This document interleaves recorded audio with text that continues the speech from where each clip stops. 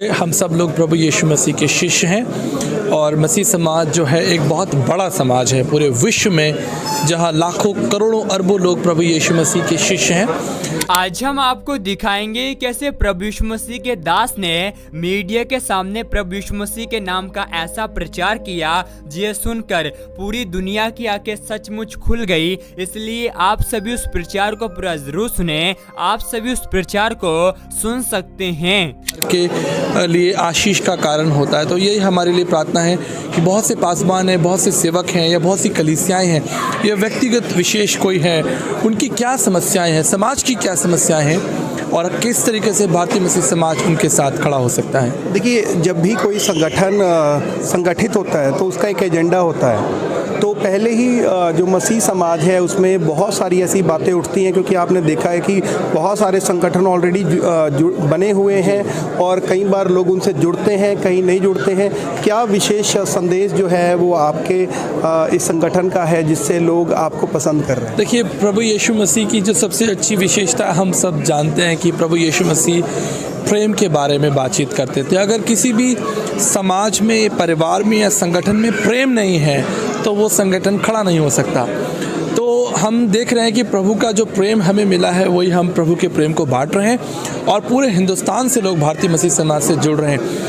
गुजरात से लेकर हरियाणा, राजस्थान और मतलब सारे स्टेट्स, हिंदुस्तान की सभी मतलब 80 शहरों में ये मीटिंग्स हो चुकी हैं भारतीय मसीह समाज की और रोज़ाना ये मीटिंग्स हो रही हैं।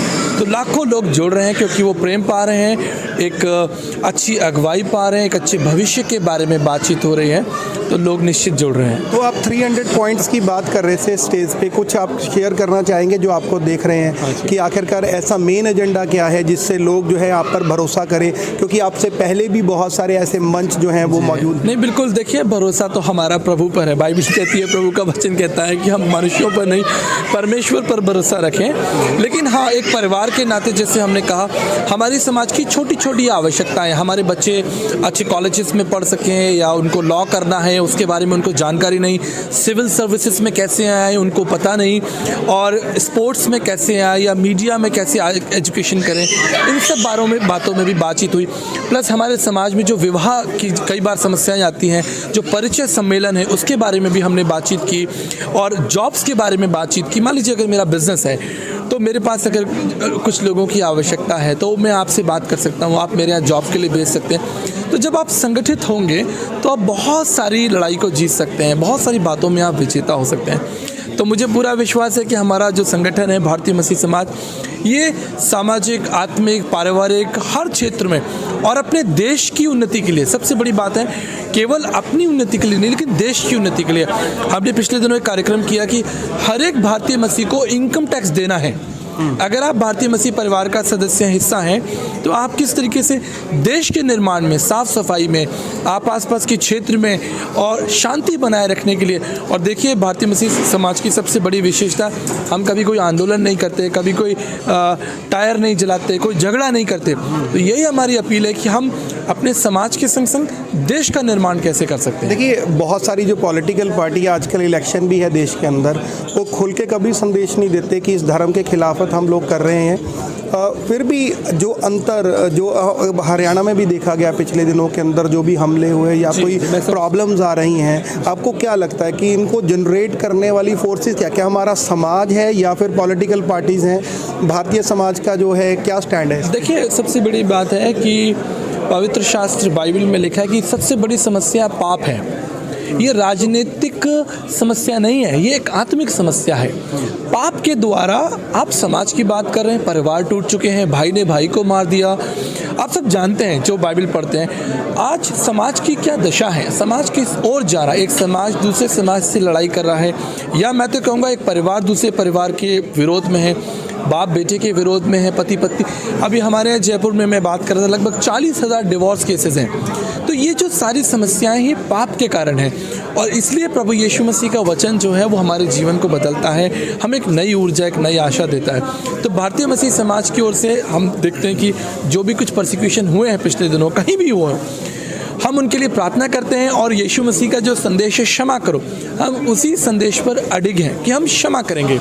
लेकिन भारत की जो कानून है वो भी हमें सहारा देता है। हम भारत के कानून पर विश्वास करते हैं, हम अपने संविधान पर विश्वास करने वाले लोग हैं, हम पुलिस पर विश्वास करने वाले लोग हैं। तो हमारा पूरा विश्वास है कि अगर कहीं इनजस्टिस हो रहा है तो कानून व्यवस्था और कानून की सहायता से भी हम न्याय की लड़ाई लड़ सकते हैं। मैंने स्टेज पर देखा आपने मंत्री कहकर भी संबोधन किया, महामंत्री कहकर भी। आप सभी इस वीडियो को भी छोड़ के ना जाए, आप सभी इस वीडियो को पूरा जरूर देखिए।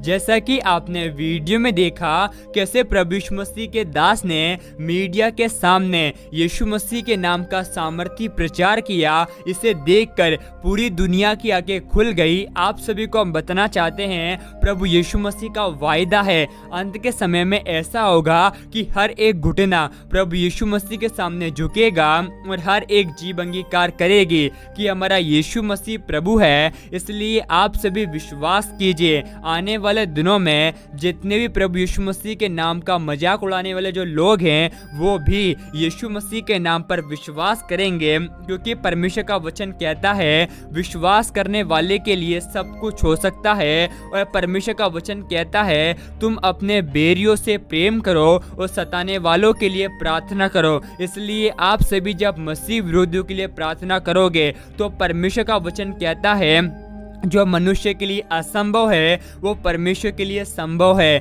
क्योंकि परमेश्वर के लिए सब कुछ संभव है। अगर आप सभी यह चाहते हैं कि आने वाले दिनों में मसीह विरोधी भी यीशु मसीह के सामने घुटने टेके तो आप सभी विश्वास से कमेंट में आमीन टाइप करें, क्योंकि परमेश्वर का वचन कहता है यूहन्ना 10:10 में चोर और किसी काम के लिए नहीं लेकिन चोरी करने, घात करने और नष्ट करने के लिए आता है, परंतु हमारा प्रभु यीशु मसीह इस संसार में इसलिए आया है कि हम जीवन को पाए और बहुतायत के जीवन को प्राप्त करें। आप सभी हमारे YouTube चैनल को सब्सक्राइब कर ले। क्या पता एक प्रभु यीशु मसीह का वचन आपकी पूरी जिंदगी को ही बदल दे।